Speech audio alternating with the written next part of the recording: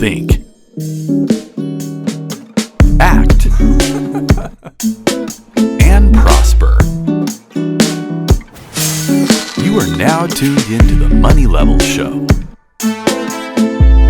Hey everyone, welcome back to the Money Level Show where we think, act, and prosper. Today, I got a special guest back with me. He goes by the name of Rick Rule. Now, I want to let you all know that this message is actually being recorded post-interview because Rick and I were having some technical difficulties during the interview process. The interview actually got shut off at some point, but he is going to come back onto the channel so that we can have a full, clean interview for you all. So please enjoy the clips that I have recorded today. Drop a comment down below, hit the like button, subscribe, and I appreciate you all for tuning in to the Money Level Show. One thing I've been kind of seeing is like this whole political thing, it's heavily tied to, finance, investing, and these different things like, the Inflation Reduction Act. I mean, they go through like some of the clean energy initiatives and intermittent power sources or whatnot. And now I'm starting to like connect these dots, like where a lot of it's very, very political. So one thing that that I've been thinking about is a lot lately is the Strategic Petroleum Reserve. Right. So some people call it the Strategic Political Reserve. Right. They're set to stop releasing from it. And I kind of see it as like they've been suppressing the price of oil by releasing from it. And that reserve is technically used for war, or supposed to be like a reserve for war. Do you feel like the price of oil is going to go higher when they stop that after? I assume it's connected to the midterm elections. I believe like there's a lot of buying of votes now. I mean, we just had the student loan cancellation of $10,000. I'm a beneficiary of that, but I think that it's a way to buy votes. What's your take on that? Well, you said so many things. I think that you need to look at every political act as buying votes. If you look around the canceling of the student loans in a broader sense than just yourself, I think, and I'm an old man, so I could just say this out loud. I think there's a racial issue.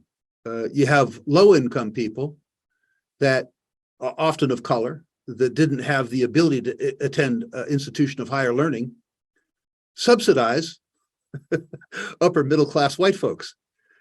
I don't know how that plays in a Black community.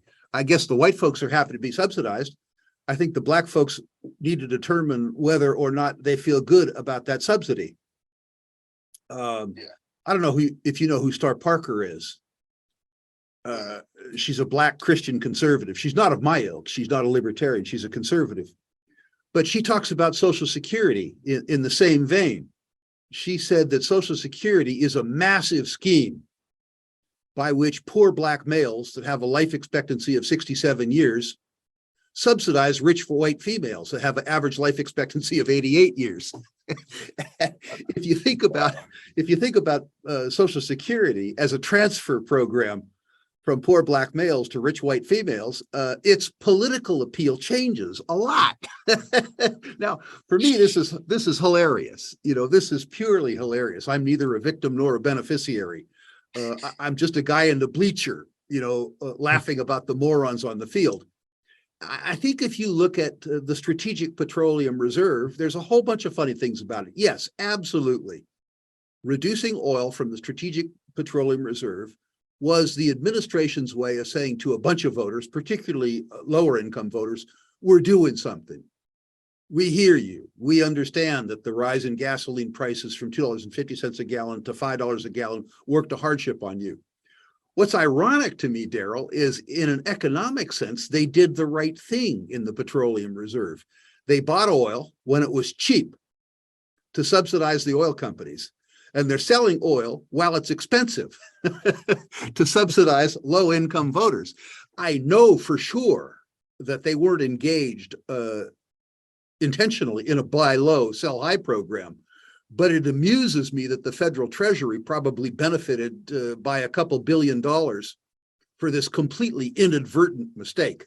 So while I oppose every aspect of the Strategic Petroleum Reserve, I'm highly amused by the irony of the fact that these morons actually made money at it. Perhaps, I don't know. No, I'll leave it alone. I was going to get really cynical. But, you know, I think you need to take that into effect. And I really think you need to take into account, and I think you put your finger on it, that the point of the Inflation Reduction Act was at once to play to a narrative, a socialistic narrative, a misguided green narrative, while at the same time being able to distribute $360 billion at last count to cronies in industries that have the political clout to be subsidized. None of it, Daryl, none of it was about lowering your power bill. None of it was about making electricity more affordable. And very little of it was actually about making electricity green. The Copenhagen Consensus, run by Bjorn Lornberg, has done some scientific and physical calculations that suggest that if all of the measures proposed in the Kyoto protocols were enacted, that it would lower the increase in ambient temperatures in the world by something like 17% of 1 degree. So the big thinkers in the world would propose to spend trillions of dollars on an outcome that statistically almost couldn't be measured. When you look at the arithmetic around the environmental narrative, what you understand is that it's a narrative of vote getting, and it's an unscientific narrative. Mm-hmm. Yeah, that's pretty interesting, guys. So, you know, I've heard people say they like the E in ESG, but they don't like the S and the G, the governance, and I forgot what the S stands for. So it's Social. And so, I mean, you know, I just came to the conclusion there's some big players there that either have a lot of money or a lot of power, and because they're keeping this going, and like I'm not seeing any like you know, like you mentioned that during commodity bull markets, a lot of more people are invested in the S&P, or the S&P is weighted more heavily in commodities or energy and such like that. It's still at like 4%, I think, from what I was seeing, somewhere around there. You know, so I'm not seeing like any more like investment into like the commodities that we're needing, you know, for this time. It seems it's kind of you know, shocking to me just seeing like this whole ESG thing, and I'm like, there's got to be like some powerful people with a lot of money or something that's kind of keeping this going and keeping us from investing in the more of the commodities that we're using on a daily basis. You said a lot there, and I'm reminded of the cartoon strip character Pogo. That may be a bit before your time, but Pogo, he was a swamp creature, you know, and Pogo famously said, "I have met the enemy, and he is us." And I think one thing that happens is that there is a misguided narrative in the country, or many misguided narratives in the country. And I think that one of the things that the politicians do is cater to the demand and perhaps cause the demand of the voters. But I think the voters need to look at themselves in the beginning. I don't see anything wrong with ESG. I just think that you need to define each component of the word, E, S, and G. Environment, as an example. I think that laws that limit the export of deleterious materials, pollution, from mine sites and well fields are a very good thing. I think, on the other hand, heavily subsidizing, as an example, agriculture is bad for the environment, but it's very popular politically. Organic farming, which lowers, in effect, the yield per acre or increases the labor component per acre and makes you cultivate more acres is probably very bad for the environment. So if you had an E component, as an example, that was technologically based as opposed to narrative based, I would be in favor of it, and the voters would be disinclined. S, let's look at the social component just for fun. I think that the fact that 1.2 billion people on Earth have no access to electricity is a social crime. I think the fact that 2 billion people on Earth only have access to intermittent or unaffordable energy is a crime. So one of my social goals would be to increase the availability and lower the cost of energy. That's how I define social. I think another social crime is that 800 million people in the world experience intermittent bouts of food poverty, which means that their calorie count per person is less than 1,000 calories per day for fairly extended periods of time. That tells me that part of S means that we need to increase the production of basic foodstuffs. G, governance. I think the fact that government expenditures and government debt and taxation increase every year, while the benefits of government service get less and less every year, is a governance crime. So I'm all for ESG if the E part is scientific, if the S part addresses human poverty, and if the G part reduces the depredation of government on individuals. I'm all for ESG. It's just that my ESG and your ESG is very different from the kind of ESG that you might see on ABC or NBC or CBS. Mm-hmm. Yeah, I can see that for sure. And you mentioned agriculture, so that's kind of been one of the things I've been looking at. I mean, we saw a lot of volatility in the stocks. I mean, the stocks were killed for a minute. I think NTR Nutrien went down to like $60, 60 something bucks or something. Now it's back at like 97, and I'm just like, what the heck happened there? And you mentioned that being, bracing for volatility like this, and so and being able to take advantage of when we do have those dips to buy, and so I was able to do that.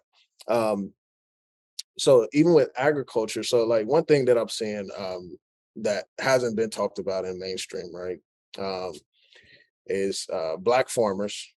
Right.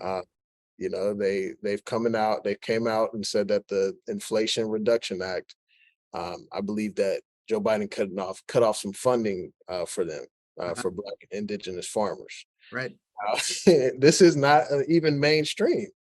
And I'm just like, wow, like this is it is making me lose. I mean, I don't have as much faith in politics, but it's making me lose even more faith, because it's like, this is a key component of our society, our farmers, and to make sure that, people can eat, and I just actually met a farmer yesterday, and I just like, it was a female farmer, and I just gave her praises. Like, hey, I appreciate you. Like, you're, we need you all, and and just to see that was it didn't surprise me, but it was definitely frustrating to see that. Well, I'd just like to see us get out of farmers' ways more. I mean, they're not going to hold a pity party for farmers generally. They get, in some senses, in California as an example, massive water subsidies. But I think you need to let the farmers farm. One example we saw very recently was a couple of years ago. This guy from Sri Lanka, I couldn't pronounce his first name. Last name was Rajapaksa. He was running a frontier economy, and he decided that all the farming in Sri Lanka should go organic. And the consequence of that is that a country that had been a net food exporter and a huge exporter of tea had their farming economy collapse. You just can't do that. Now, the Prime Minister of Canada, I laughingly call him Trudeau as opposed to Trudeau, has decided that he's going to ban chemical fertilizers in Canada. Canada is the fourth largest exporter of grains and legumes in the world. If he actually gets away with this foolishness, Canada is going to have to import food. It is almost impossible to comprehend the woke stupidity of the ruling class around energy and food.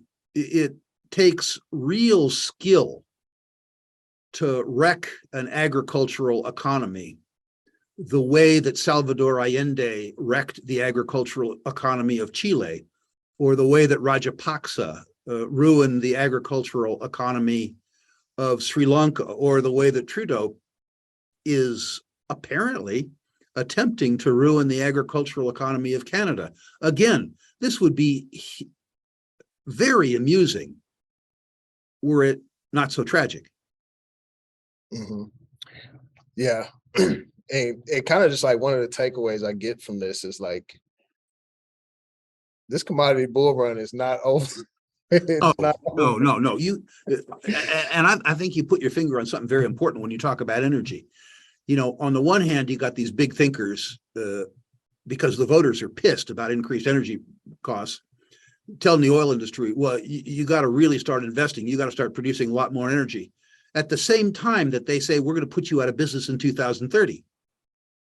So what they're saying to me as an investor is invest several $1 million increasing production now and leave it on the table in 7 years. You know, there's a phrase in English for that, Daryl, and you wouldn't want me to use it on your show. I'm just not going to do that. You can't sort of suck and blow simultaneously. I personally believe that peak energy demand is going to occur in about 2045, irrespective of what the big thinkers think. All right, everyone, that is the end of the clips that I have with Rick Rule. The internet service was interrupted, disrupted, everything. We were not able to continue the interview. However, he will be back on the channel so that we can have a clean interview for you all. I hope that you all enjoyed this. Be sure to hit the like button, subscribe, and everything. And I appreciate you all for tuning in today. All right, peace.